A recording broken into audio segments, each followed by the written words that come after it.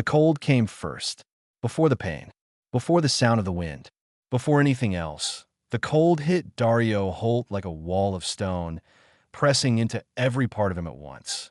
He was falling. The hatch above him was already closing. A pale rectangle of ship light, shrinking to a line, then nothing. Just gray sky, then white ground rushing up, then impact. He hit the snowfield hard. His left side took most of it. The air left his body in one sharp burst. He lay flat, face turned sideways in the snow, and for a long moment he did not move. He counted his breaths. 1, 2, 3. His ribs screamed. His hands were already going numb, but his legs moved when he told them to, and his eyes opened when he asked them to, and that was enough to work with. Dario had spent 22 years teaching people how to stay alive in places that wanted them dead. The Yukon in January, the Labrador coast in October, high passes in the Rockies where the weather turned in minutes and took people with it. He had pulled students out of bad situations more times than he could count. He knew what panic looked like. He knew what it cost. So he did not panic now. He sat up slowly. He checked himself the way he always taught it. Head, neck, spine, chest, ribs. Yes, something cracked there, 2, maybe 3. Arms, hands, legs, feet. He was alive. He was hurt. He was on an alien moon with no shelter, no food, no fire, and temperatures that were already working to kill him. He stood up. The landscape around him was white and gray and endless. Flat snowfields broken by jagged ridgelines. A sky the color of pale ash with 2 faint suns sitting low on the horizon, throwing long shadows across the ice. No trees. No visible water. Rock formations to the north, dark and rough, sticking up out of the snow like broken teeth. He had been on the alien transport for 9 days. Picked up off a small contact shuttle near Earth's outer marker, more or less by accident, when the crew had found him doing repair work on their docking clamp.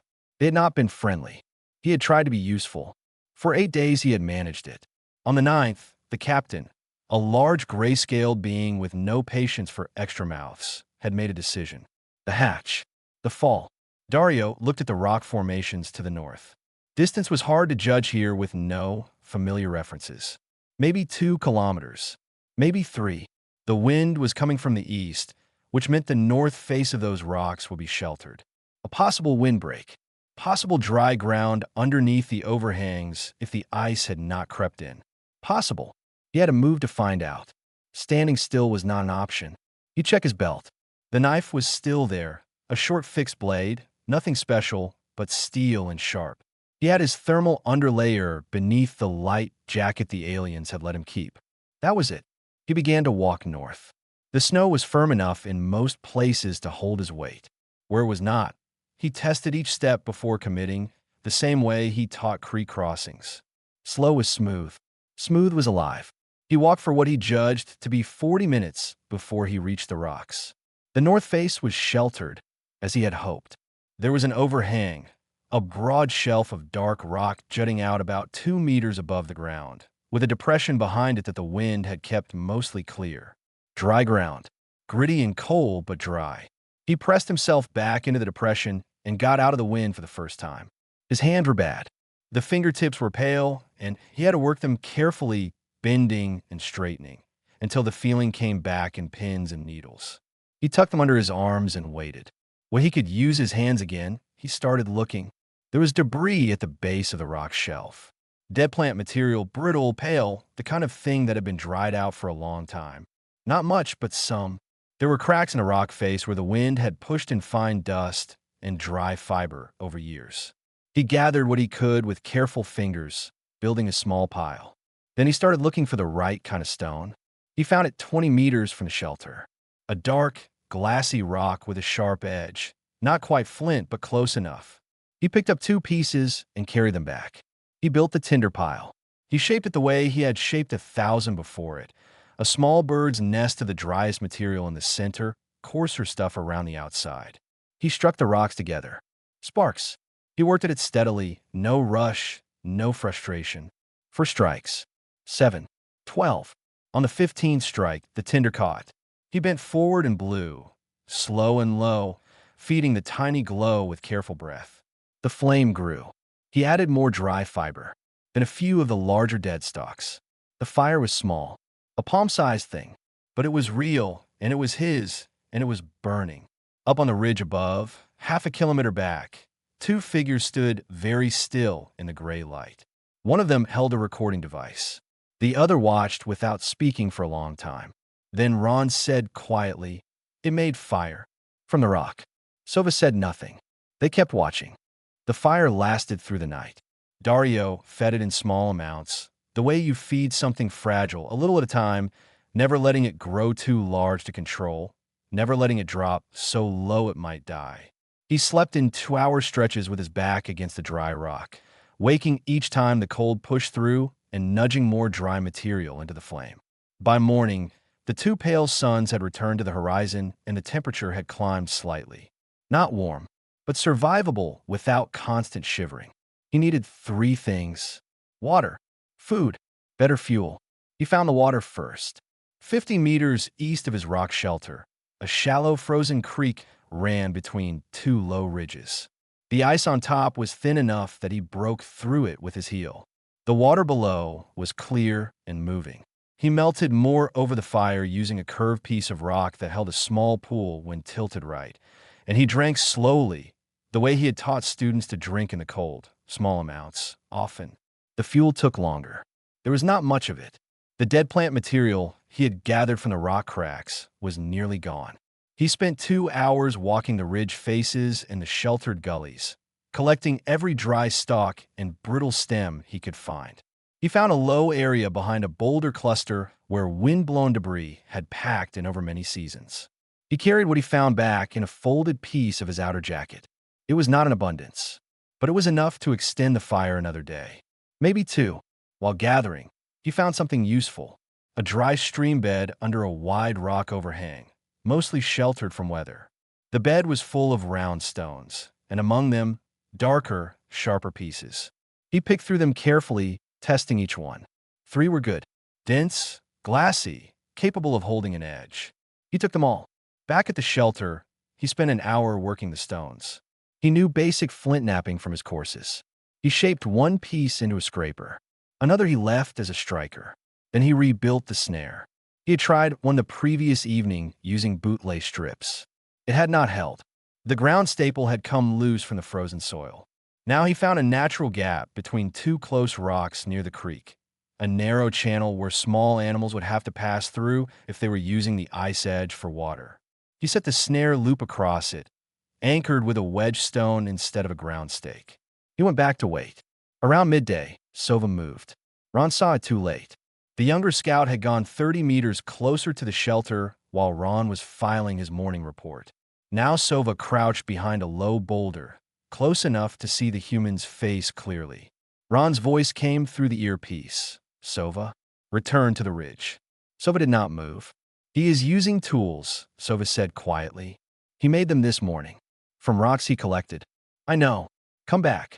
He has been alone for almost 2 days. No shelter before yesterday. He has not stopped working since he woke up. "Sova, he is not afraid." Sova paused. He does not look afraid at all. A long silence on the line. Then Ron said, "Come back and bring the long-range recorder. I want detail on those tools." Sova retreated, but slowly. Dario's snare caught something at mid-afternoon. A small creature, 4-legged, low to the ground, with a pale gray coat and wide flat feet for the snow. It was already dead by the time he reached it. He cleaned it quickly with a stone scraper, working from memory and instinct. He cooked it over the fire on a flat stone. It was not good. It was enough. He built the fire up slightly after eating. The warmth spread back along the rock wall, and he sat in it and stretched his ribs carefully, breathing through the pull and ache of them. He was thinking about the shelter. The overhang was useful, but the sides were open. Wind came around the rock face at angles and cut in from the left. If the temperature dropped the way it had last night, and he had to assume it would drop harder the longer he was here, then the fire alone would not hold the cold back. He needed walls. He had stone. He had time. He could stack. He was planning the layout in his head, working out the angles when he heard a sound. Not wind. not the ice settling. Something large, breathing in short, rough bursts. Somewhere in the shadow to the east, with a creek bent behind a rock shelf. He stood up slowly. He picked up his knife. He walked toward the sound. He found her wedged in a crack in the ice shelf, a long, deep gap that had opened in the frozen creek bed, wide enough for a large animal to fall partway into, but not fall through. She was struggling, but weakening. Her back right leg was trapped below the surface. Ice had reformed around it. She was enormous, scaled, dark gray-green with a flat, broad head and 4 heavy limbs. Her eyes were gold, and they fixed on Dario the moment he stepped into view.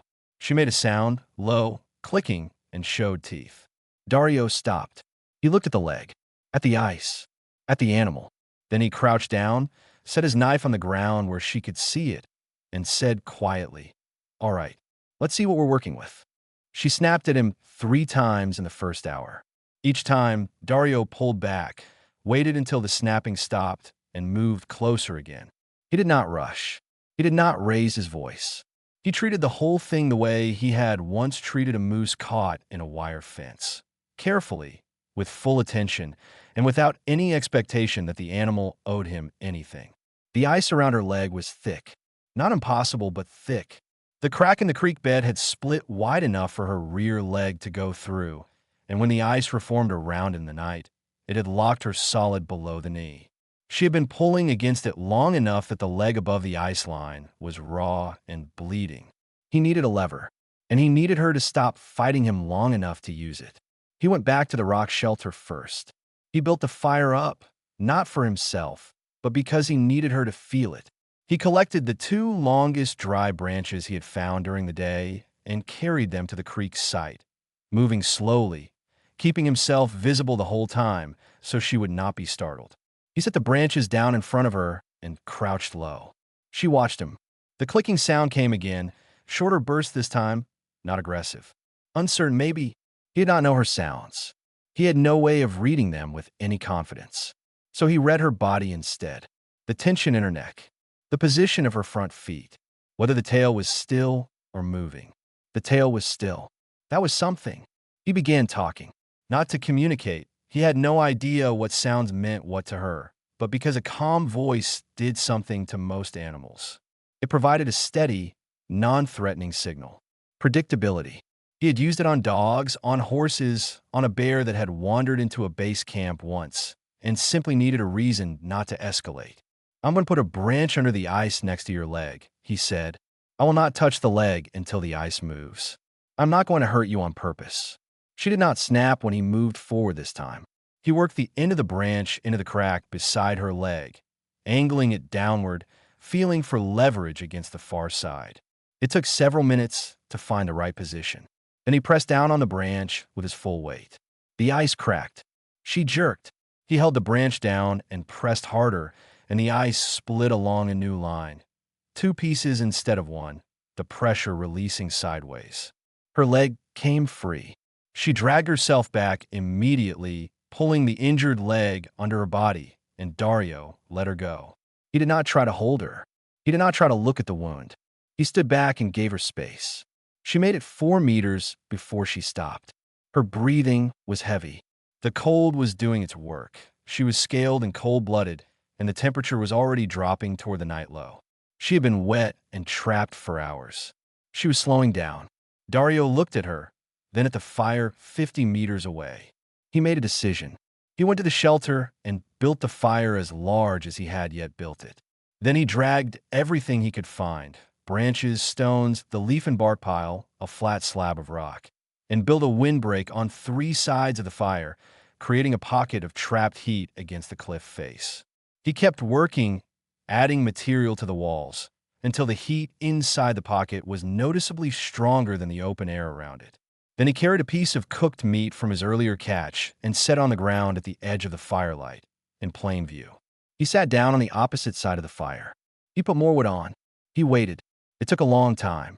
The cold deepened as the suns dropped, and Vel, though Dario had no name for her yet, felt it in her muscles the way her kind always felt the night cold, like the slow draining of all strength. She had tried to move twice more, and her leg had not cooperated. She could smell the meat. and she could feel the heat from the fire from 4 meters away. She moved toward it. She ate the meat in 2 bites without looking up. Then she settled onto her side, legs folded, and lay in the warmth of the fire pocket. Her eyes stayed on Dario across the flames. He did not move. He added wood when it was needed. He kept his hands in view. Up on the ridge, Sova had stopped transmitting audio to the survey vessel. Not because Ron told him to, but because some part of him felt, without being able to explain why, that this moment was not meant to be commented on. The human sat across the fire from the shred claw. The shred claw did not kill him.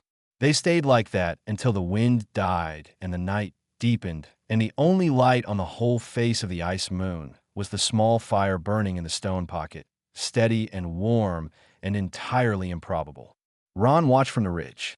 He had been writing a report in his head all day, carefully, using the formal language required by the Survey Council.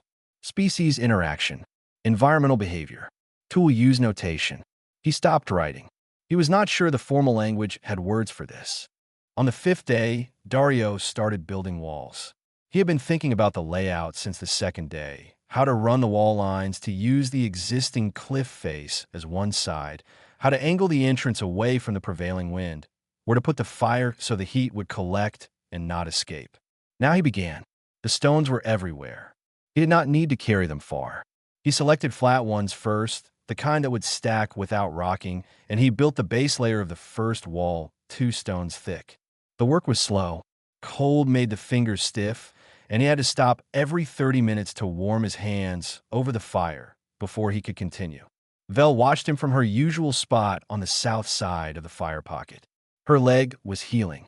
Not quickly, but visibly, the raw tissue had closed and she had started putting weight on it again 2 days ago. She had tried to leave once, in the early morning of the 3rd day. She made it to the ridge above and sat there for an hour. Then she came back down. Dario had not looked surprised. He had just added more wood to the fire. Now she watched him move stones with something that looked, if you were watching carefully, like attention. Not the alert scanning of a hunting animal. Something slower and more focused than that. By midday, the first wall was knee-high and 3 meters long. By afternoon, a second wall met it at a right angle. The cliff face made the 3rd wall. The entrance was a gap at the eastern end, no wider than 1 person, angled so the wind hit the stone and not the opening. He built a smoke channel from flat stones laid across the top of the back wall, a narrow passage that let the fire breathe without letting the heat spill out. It took 3 attempts to get the angle right. The temperature inside the walled space, with the fire burning, was noticeably different from outside. Not warm in any comfortable sense, but survivable. A person could sleep in there without dying. That was the standard he was working toward.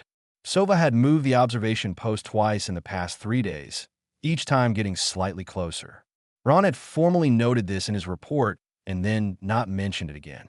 The line between observation and proximity was a policy matter. He would let the council address it if they chose to. On the evening of the 6th day, while Dario was eating and the fire was burning well, Sova went further than the observation post. Ron saw the movement on his scope and said nothing. He simply watched.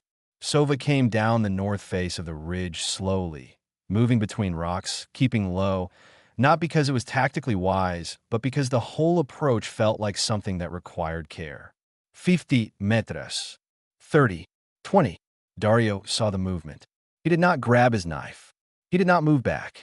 He turned his head toward the source of the sound, and then, very deliberately, turned back to the fire. He added a piece of wood.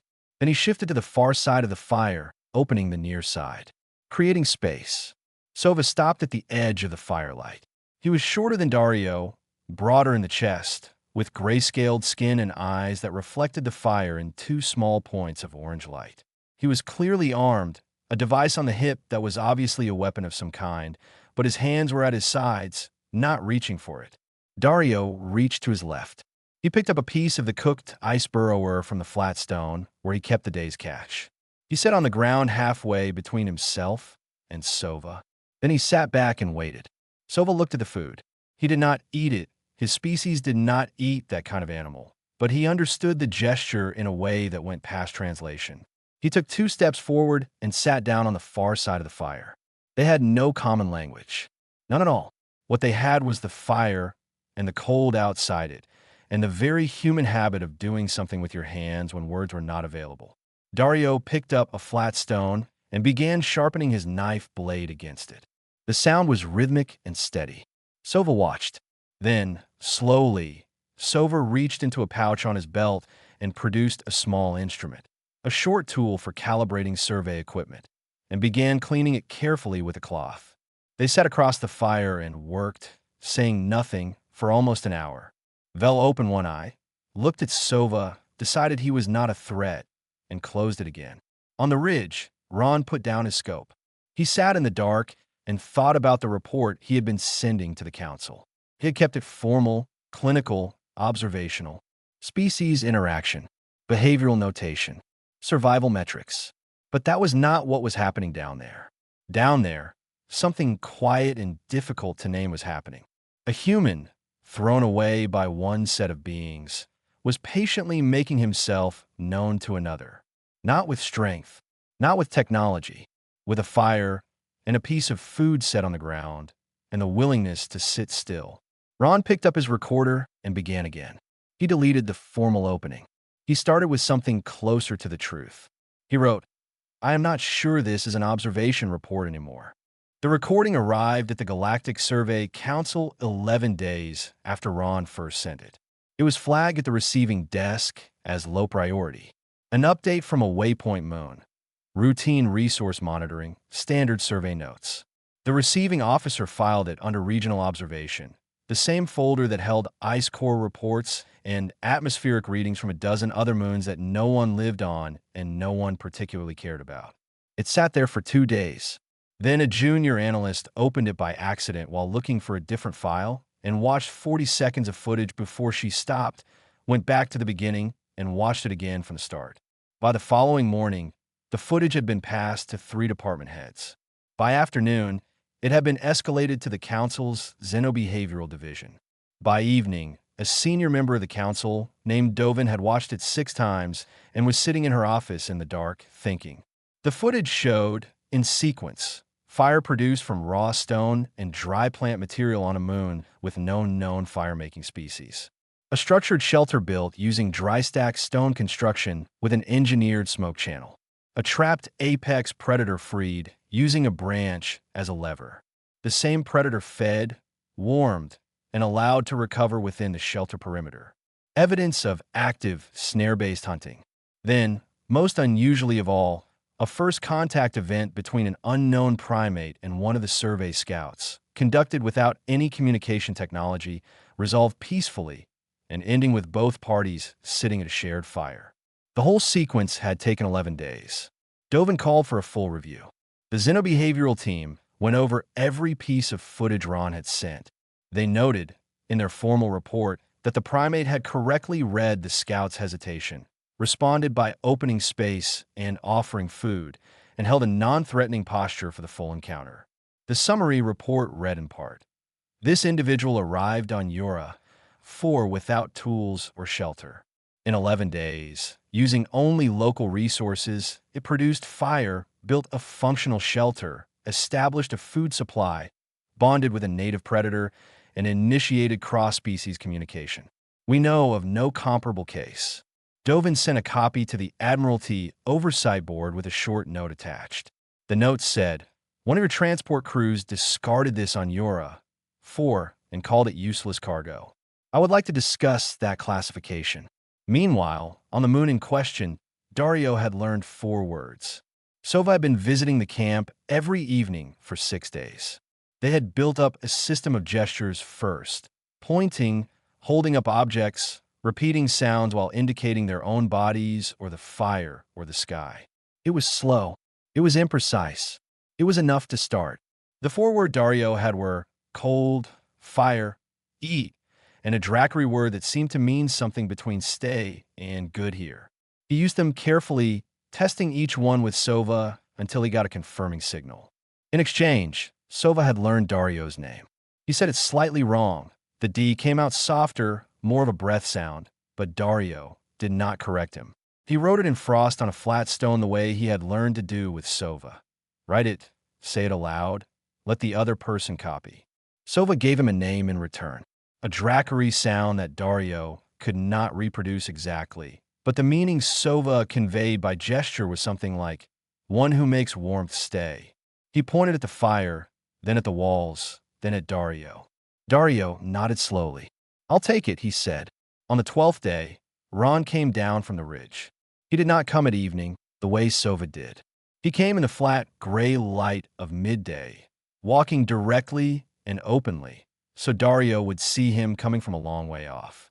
He stopped at the edge of the camp and waited. Dario looked at him for a moment. He turned back to the wall he had been extending, a new section running south from the original structure, which he had been adding to every morning. He laid 2 more stones. Then he set down the flat stone he was using as a trowel and walked to the fire. He added wood. He pointed at the south side of the fire. Ron sat down. For a while, neither of them did anything. Dario watched the fire. Ron watched Dario. Vel was asleep on the far side of the fire pocket, her scaled side rising and falling slowly. One of the small ice burrowers that had started denning near the camp's warmth was digging in the loose dirt near the wall base. Ron watched the burrower. He had been watching this camp for 12 days, and he had seen the changes in the local animal behavior. The burrowers approaching instead of fleeing. The ridge birds landing closer each day, drawn by the warmth or the food scraps, or simply by the absence of threat. A second predator species had been sighted near the camp twice, not approaching but not leaving either. One human, 12 days. A dead moon's ecosystem bending slowly toward his fire. Ron finally spoke in his own language. He knew Dario could not understand him, but he said it anyway. What are you? He said. Dario looked up from the fire. Just a man trying to stay warm, he said. Neither understood the other's words, but something about the tone, the quiet and the calm of it seemed to land anyway. Ron nodded once. Dario put more wood on the fire. The first ship arrived on the 18th day. Not a rescue vessel, not military. It was an observation craft, long, flat, built for hovering low over terrain rather than deep travel. It set down 300 meters from the camp on a flat stretch of snow and did not open its hatches for 2 hours. Dario saw it land. He went back to laying stones. He was working on the south wall extension, a longer arm that would eventually create a second enclosed space for storage. The stones here were smaller, and he was working out a wedging pattern to compensate. It was detailed work, and it took his full attention, which was right now what he needed. Ron went to meet the observation crew. He was gone for most of the day. When he came back, he sat down at the campfire without speaking for a while. Then he said, in his own language, something Dario was beginning to understand in rough outline through the gesture work they had built up. The meaning was something like, more will come. Important ones. Dario nodded. He had expected something like that. On the 20th day, the second ship arrived. Larger, a diplomatic vessel with the Survey Council's markings. And behind it, rerouted under council orders, the transport ship. Admiral Duran's ship. Dario saw it in the sky before it landed. He recognized the hull shape. He had spent 9 days on that ship. He set down the stone he was carrying. He stood still for a moment with his eyes on the sky. Then he walked to the fire and put the kettle on. He had fashioned a rough kettle from a curved piece of metal salvage from a small debris field he had found 2 kilometers east. Old survey equipment, discarded from a previous expedition, half buried in snow. He boiled ice water in it twice a day now. He let the water heat. The delegation came on foot from the landing site. 8 of them. Survey Council representatives in formal coverings, a diplomatic officer, 2 aides, and at the back, walking more slowly than the rest, looking at the camp with an expression that was hard to read, Admiral Duran. Duran was large, gray-scaled, heavy-built. The same species as the transport crew. He had given the order that open the hatch. He walked up to the edge of the camp and stopped. He looked at the walls, the smoke channel, the snare lines visible in the snow beyond, the flat stone map, the storage pit covered with a flat rock. Vel, asleep in the fire pocket, enormous and alive and clearly settled. Sova sitting at the eastern wall, working on his survey equipment. A small ice burrower moving along the inner wall, completely unbothered by the humans or aliens around it. Durin's expression was still hard to read, but his shoulders, which had come in tight and braced, dropped slightly. One of the diplomatic officers produced a translation device. The Survey Council had sent it on the first ship. Ron had given it to Dario on the 16th day, and Dario had been using it since. His 4 Dracry words had become 40. The machine filled the rest.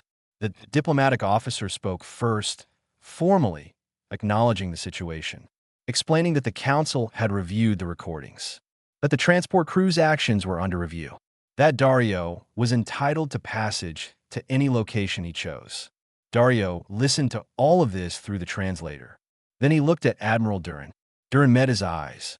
"You threw me out of your ship," Dario said. The translator converted it. Durin said nothing for a moment. "I did," he said. "I'd like that formally acknowledged," Dario said. "For the record, that's all I want from you." Durin looked at him for a long time. Then he said, clearly, with the translator broadcasting it to all present, "I discarded a sentient being and left him to die. The record should reflect that." The diplomatic officer noted it. Dario turned back to the fire. He picked up the kettle and poured boiled water into 2 stone cups he had shaped from soft rock on the 8th day. He held one out toward the diplomatic officer, who was closest. The officer took it, uncertain. "It's just water," Dario said. "Nothing else grows out here." Yet, later, when the council representatives had asked their questions and most of the group had gone back to the ships, Dario sat by the fire with Ron and Sova. The diplomatic officer, whose name translated roughly as Fea, sat slightly apart, making notes. They offered him a ship. They offered him compensation. They offered him a formal designation as the first human to establish contact with the Dracry people, with all that meant. Dario listened to all of it. Then he asked for 2 things: a translator device he could keep, and seeds. Fea looked up from her notes. "Seeds? Plant seeds," Dario said. "Whatever grows in cold. Whatever has roots that don't mind rock. I found a spot on the south ridge that gets about 3 hours of sun. The soil under the snow is not as dead as it looks." Fea stared at him. She looked at the walls, the fire, the sleeping Shredclaw, the burrower in the corner. She wrote it down. They had thrown him into the ice to die. He had lit the wild with stone fires, and the wild had come to sit beside him. Now, he wanted to plant something. The galaxy would figure out what to do with that later.